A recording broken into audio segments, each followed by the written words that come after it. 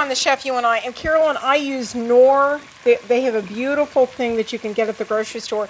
They're actually prepackaged Knorr little packaged chicken.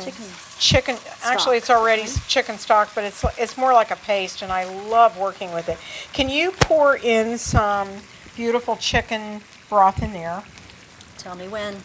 Keep going. All right, that's good. And what you want to do is you want to just stir that really nice. Okay, and then what you're going to do is you're going to add some wine. And I'll tell you one, keep going. It's about a cup or cup and a half. That's enough.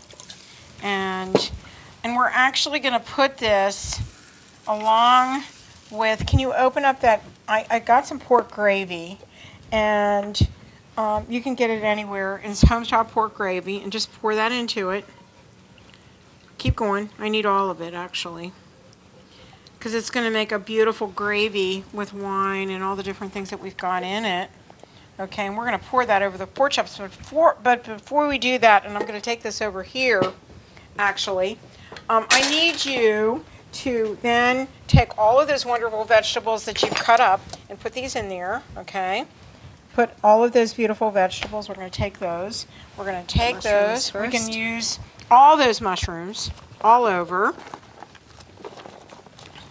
Okay, and then we're going to actually add apples to this as well. I think instead of putting apple slices, I'm going to put apples right here in each corner. Oh, nice. How about that? So let's take the rest of this and take your onions. I'm sorry, I'm getting a little messy here. But you're just going to make it really beautiful looking, and just like that. And then we've got some beautiful basil that you got out of your garden, right? Right. Okay.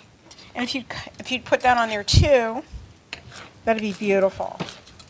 And I love basil, don't you? Yes, I do. It's so fragrant, and I use it all year round. And you know what I do? You make pesto, right? Yes. What I do with my basil, if I grow it, then I actually take my food processor and I chop it all up, and I freeze it. Wonderful. Isn't that fun?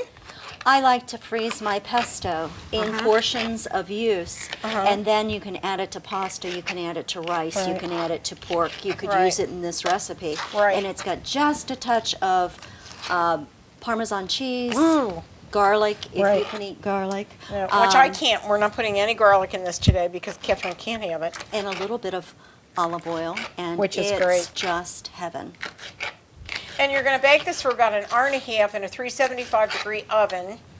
And this is actually delicious, more than you can think. You could actually put some potatoes and root vegetables in there too. You certainly could. If you wanted to, okay, which would be great. And we made one ahead of time so you can see what it looks like when it's finished, and which will be so much fun, right? Mm-hmm. And I can't wait for you and your husband to taste this wonderful. It smells wonderful. I mean, Bill's already tasted it, so he knows what it'll taste like. So anyhow, we're done with that. Okay, let's do that. We're going to put this all the way. See how pretty that is? So colorful. And then we're going to put aluminum foil over this to seal it. But if you've got a container that you can actually, a lot of baking pans now have the tops that you can put in the oven, and it will just steam. And we're going to take a short break, and we'll be right back on the Chef You and I. We're back on the Chef You and I, and Carolyn, we decided to cut up some apple slices, and also we put some apples right here on the corners of the pan so that you can see it, because I love baked apples. They're so good. So what we're going to do is we're going to take these beautiful apples and we're going to put these all over, and you'll see this, how pretty that is. And you can do the other apples or not, and your family's going to love you. This is really, really healthy. Really healthy. Don't you love it, Carolyn? Mm-hmm. So, this looks like something you could put together and freeze in a container and then bake it, or bake it and then freeze it for your week coming up. Yeah, I bake a lot and then serve during the week. So we also need some pepper and salt.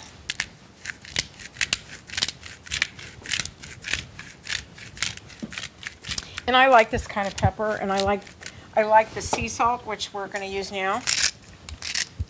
Okay, so if you can get the other stuff that we can pour over it, Okay. then we're just going to pour this over it, and then we're going to put aluminum foil on it, and we're going to bake it. Okay, Carolyn, just put it over there. Cover the whole thing.